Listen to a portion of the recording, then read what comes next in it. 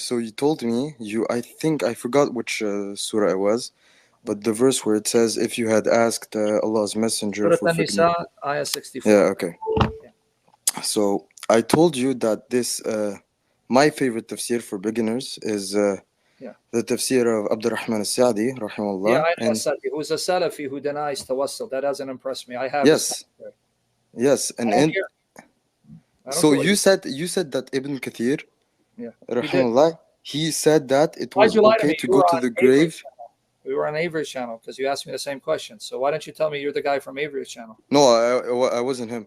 Oh, okay, okay. But okay, so yeah, so what do you want to tell me about As-Saddi, who's a Salafi who denies tawassul? So define tawassul. Seeking a means. Okay, so the Salaf, they have divided it in three I don't categories. care what the Salaf did. I know. Don't preach to me. Tell me why you think I should trust As-Saddi over Ibn Kathir. Don't tell me you're. Okay, first of all, Tawheed and show me tawassul. where Ibn Kathir said that in means of this ayah that you need to Yeah, I go did. to the grave. Tafsir. He Okay, quoted. I don't have it with me. Can you do you like No, I don't, because you said okay. you were there the first time when we spoke, and I showed it to you. It's in his tafsir where he cites the narration from Utbi, who was at the grave. And he's not the only one. I cited also Mufti Usmani in Maruf al-Quran, citing something from Ali ibn Abu Talib. Do you From remember? the blind man? No, Okay, I thought you were giving me no, but the blind man's going to bury you because it's rigorously authenticated. Nu Hamim Keller, who's not a Salafi, and he thinks you guys are perverts because you created a category for Tawheed that resembles Trinitarianism. Tawheed al-Asma wa Sifat, Tawheed al-Uluhiyya, and Tawheed al No, it's not. It's doesn't have Okay, anything to do with I'm going to Trinity. tell you. Show me in the Sunnah of your Prophet where he divided Tawheed into three. Okay, good question. So in the Quran, we have. It's like if you ask me where in the You didn't Quran hear and my Sunnah question. is the No, word. you didn't hear my question. Let me repeat it again. No, Show I me understood your Sunnah of question. your I Prophet. understood. Show you in the Sunnah of your Prophet, Sunnah, where he divided the Tawheed into three. Okay, before I start, like See why I we're blocked having you last time, discussion. right? You see why I What? blocked you last time, right? No, because I was trying to Okay, answer and show you blocked me me. the three because the Muslims are your enemies, not me. The Ashari, the Maturidi, Hamza Yusuf, Jibril Fuad Of Haddad. course. This is your fight, so you admit it. They're the ones who are telling you you're performing an innovation, bid'ah, because the Salaf did not divide Tawheed into three categories. So give me the source so I can say, you lied to me, Hamza Yusuf. Show me. Okay, can you please just not cut me and let me like give my Hey, point, but can you please? answer? Not pretend Yes, to I'll answer it, but it takes Okay, a go bit ahead. of. It's gonna take 1 minute max. Okay. Okay, go ahead. So, my question to them would be like, where is the word tawheed in the Quran itself? It's not in the Quran. Excellent. That's my next Okay, no, point. let me. No, well, hold on. Let me Please, say, you're okay, making my case. I'm not a Muslim, so I would bury you in that one. okay, Where's Tawheed in the but Quran? okay. So to answer that question, I would say, well, tawheed is a verb that comes from the word wahid, And what or does the that verb mean? wahid. Wahda, Would what does that yeah, mean literally? well, it can mean one, or it can mean the verb. It can be the verb to make something one, Say to it again. unify something. Music to my ears. Say it again. Say it. Because I have it documented. I just want you to be honest. I say it. I want everyone to hear it. The verb for Tawheed means what again, please? Unifying something. Say Okay, again. unifying something. So wait, guys, did you hear it? Because I have the sources, so at least he's honest. If he's honest, he'll stay. He just told you the very root of Tawheed means to unify, to make one, to consolidate. Okay, but The word itself means a plurality and unity. Auzu billah. Go ahead, yeah. All right. can I just okay for the thing of the three categories of Okay. Tawheed. So, but we have a surah in the Quran, Surah Al-Ikhlas, which every Muslim knows, which has the word Kul Allahu Ahad, saying that God is one. Doesn't mean one. What See, does now it mean then? changing the topic. You change, brother. You see how many topics you jump. I asked you a simple question. I said, can you show me in the Sunnah of your Prophet where he divided Tawheed in three categories? That's I can show you in the Quran where all three aspects no one of Tawheed are denies shown, that but I Tawheed cannot show you where the Prophet said specifically talked about Tawheed Rububiyyah, Tawheed Asma wa Sifat. Or, yeah. You're talking too fast. No, none of them deny that Tawheed is multifaceted. So Hamza Yusuf, they don't deny Tawheed is multifaceted. What they're objecting is to you dividing into three categories. So they will tell you, yes, Allah's one. He's the sole Lord, Rabbul Alameen. Yes, we only worship Allah. And he has unique characteristics that no creature can possess. They don't deny the Quran teaches us. So don't attack. I don't want to defend them. I'm not actually, I don't care, but you're forcing me to defend them.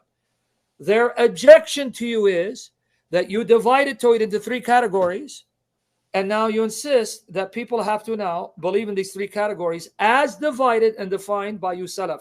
They're saying, okay, show to us where the Prophet, your Prophet did it, and the companions did it. So do you at least admit, no, you can't show that? What were they divided into three? No, but I can show you where they divided them into three specifically. Okay, no, okay, but so now even amongst some Salafis, well, so-called Salafis, there are like the Khawarij. They'll add their fourth category, which is Tawhid al-Hakamiyya. Yes. Tawhid, I know that. Tawhid, yeah, but if you think about it, Tawhid Hukumiyya is a mix of Tawhid Ibadah and a mix of Tawhid Rububiyyah, because you see Allah is the only one. If you just say Tawhid, that encompasses all those categories, so don't divide them. Yeah, but the three are the vase. You see, like hold on. Let's go with your logic, brother. Mother Humanity, I love you when you're nice and talk. Okay, I'm just going with you, but I want to catch you. You just said, if you think about it, Tawhid al-Hakamiyya, the fourth category they invented, they weren't satisfied with three because it resembled the Trinity, according to Nuham Mim Keller.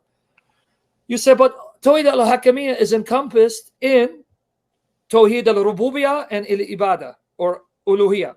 But they'll say, yeah, but that's our point. Tawhid encompasses all three categories, so why divide them? Okay, so you're on record now, so at least now you can go to the next step. You're on record. You just said, no, I can't show you in the Quran where it's divided in three. I can show you teaches it, but not divided in three. You must affirm these three aspects of Tawhid. And I can't show you the Sunnah or the companions. That was my question. Okay, good. So coming back to Saddi, because you were, okay, let's come back to Ahad first. Hold on, you brought up Ahad. Can you show me a single place where the word Ahad is used and it doesn't mean one of, one among? Besides Surah Al-Ikhlas, Ayah 1, Ayah 1, where it says, Kul huwa Allah Ahad. Can you show me the word Ahad? Because you brought it, I didn't bring it up. I didn't want to go there. The word Ahad, besides that verse, which is in debate, used to mean one and not one of, one among, one in a group, one among others. Can you show it to me? I don't speak Arabic, so I wouldn't know of anything. Well, no, it doesn't appear. Don't worry about it. I don't speak Arabic, but I study what the Arabic scholars say. And here, let me show you that the word Ahad, whenever it's used, everywhere else, it means one of, one among more than one. It's used in the context of one among many or one among few or one among several. It doesn't mean one. So why is that the word used in the Quran? Honestly, if you ask me, like, the reason why I want to stay on these topics is because obviously these are things that I looked more. Those other things I don't want to talk about them, and it's not because I'm running or anything. But let's go back. You brought up. It wasn't my fault. You brought it up. No, I agree. Okay, so here it is. But just to show people what I'm talking about, look. Let's go back to Tawassul. I don't care what Saddi says. Of course, he's a Salafi. It's like you quoting to me a Protestant. Tell me I don't believe in communion of saints. Okay, I don't care what the Protestant says. They came in the 16th century. I know that Salafi think Tawassul, invoking the dead, it's shirk. There was a big debate, and it caused World War III, but with what Yasir Qadi said, he said it's not shirk, but it is a stepping stone that leads to shirk. And then you had the Salafis like Asim al-Hakim nailing him, saying, no, it's shirk. I know that's what the Salafis teach. But you know, and I know, that not all Muslims are Salafis. Not all Muslims believe that Tawassal is shirk. And they say that the ancient position and the dominant position is Tawassal is acceptable. So this is debate among you guys. So now, why do you assume that narration by Ibn Kathir is false or wrong? Where did he say that? I'll bring it up to you. Because you want it? Okay, let me bring it up. I want you to tell me why. Where did he say it's Modu, it's forged? Or where did he say, oh, this is wrong? Because if it's wrong, why the hell is he quoting it without commenting on whether it's valid or not? Well, Ibn Kathir has been known to, and this is Sheikh Uthman ibn Farouk actually talked about it once. Ooh, well, of all the people, dude, that's stuck for a he'll point, Ibn Kathir, he would point out a hadith, and sometimes he wouldn't specify if he didn't talk about it, it meant that it's this hadith is da'if, that it's weak. For He didn't talk example, about it, so he includes it in yeah, the very verse, which is a lie from yeah, what he even did that in his seerah of the Prophet I know. It's ﷺ. here. No, He that's not did what that I. with the donkey Yafur, even though most people agree that this hadith is the da'if. And see, now this is where we're going to have problems. Two things. Number one, Uthman, he's caught lying, even with what he said about Sheikh Al Albani. He quoted Al Albani and his book on weak hadith, but he didn't mention that Al Albani said this particular hadith about the talking Quran, that from another chain it is Hassan, good, and this comes from Islam Q&A, Islam question and answer. But I'll get to that. But let's come back to what you just said. I know in Al Sira Al Nabawiya, he may quote weak hadiths, but for your information, your scholars say weak hadiths mean they passed. You can't reject them. So either again, you don't know, or you know and you're hiding it from me, but I'm going to give you the benefit of doubt. You don't know. Now, you may not like it, but in the science of Islamic classification, da'if means it passed. It's like D or C in the grading. Means you can't get rid of it. So you can't say it's not from the Prophet, meaning your Prophet. Well, in Arabic, da'if means weak, doesn't it? Weak. Yeah. What I just said it. Weak So means you it's can't not. accept it. Okay, I'm not. See, now you're gonna call. Okay, here, let's see, guys. He said you can't accept it, right? Okay. Well, yeah, you can't accept the da'if Okay. hadith. Okay, let's see. Your buddy Yusuf, I know you love him a lot. Okay, guys, he just said you can't accept it, right? Oh my God, are you gonna pull out a Sufi? And who told you that Sufism is not historical? You're talking about extreme forms of Sufism. We're not talking about This guy praised the poem which contains shirk in it. according to you, he doesn't agree with your definition. So why are you now? Okay, yeah, fair enough. Okay, so did you see? Do I need to play it where he says Daif Hadith passed? Do I need to play all of it and get flagged by YouTube? No, I don't. I wouldn't be surprised if he said that, but I don't take him as a reference. But he's not quoting his opinion. He's getting it from his ulama, the scholars that he studied with in Mauritania. Yeah, Mauritania is known to have many, like Sheikh Dedu. And then Muhammad ibn Abdul Wahhab and you Salafis are known for being murderers of Muslims and doing takfir on Muslims and getting them slaughtered. I don't do takfir. You don't. I'm telling you, two can play that game. Yasir Qadi, whom you really love, I know, he cannot stand Muhammad ibn Abdul Wahhab because he read Muhammad ibn Abdul Wahhab in Arabic and he shows how he makes takfir of the ulama in Mecca and Medina, which led to then Sa'ad, whoever his name is, Saud, that family, to slaughter them because of Muhammad ibn Abdul Wahhab's takfir of the ulama. So anyone can say anything about anyone. Here, Yasir Qadi and that, see? But I want everyone to know he's giving one perspective. He's given the Salafi perspective, and that's not the majority. It doesn't mean the majority is right, but the majority says the evidence is with them. I know. Okay. Well, this is a prophecy that we are going to be a minority. The Prophet said it. You guys are the prophecy of Najd. Yeah, but from the head of Najd, right? Yeah, Sam. I'm actually liking this conversation. We're having a peaceful conversation. Okay, but I wanted to, here, according to these guys you call Salafi, it says your prophet announced that the two horns of Satan, right, will arise from the Najd, and that's the Salafi Muslims. The hadith doesn't talk about Najd. Well, that's what they say here. The Najdi Dawah. Well, listen. Our Sam. I have a lot of I'm having a good conversation, but we have to can we some come back Christians. To that? But really quickly, some Christians believe that if some Christian will believe things that you don't believe. Am I gonna pull out those things and say, oh, but look, he said this? Should. Yeah, you should, because you need to show me why they say what they say. What's the evidence? Because I don't know everything, and doesn't mean because I believe something, everyone else is wrong. That's not how it works, because there is no Christian group that believes complete falsehood. Every Christian group, Mormons. Oh, okay, they're not Christians, right? Well, because Mormons believe the Bible is true, so if they believe that, they're right. If it's interpreted correctly, they'll say, insofar as the Bible's interpreted correctly, it's true, and that's why they go with the King James Bible. But even if you want the Mormons, it's like you giving me Alawi, the Alawis who worship Ali. Yeah. No. I'm talking about mainstream Islam, mainstream Christianity, Orthodox, Catholic, Protestants, and then you have Quran. Well, you wouldn't recognize Quraniyun. You'd say they're okay. The Sunnis, you wouldn't even recognize all the Shia. So anyway, my point is, yes, if a Christian says this is wrong, give me the evidence. What verse did he quote? Let me see.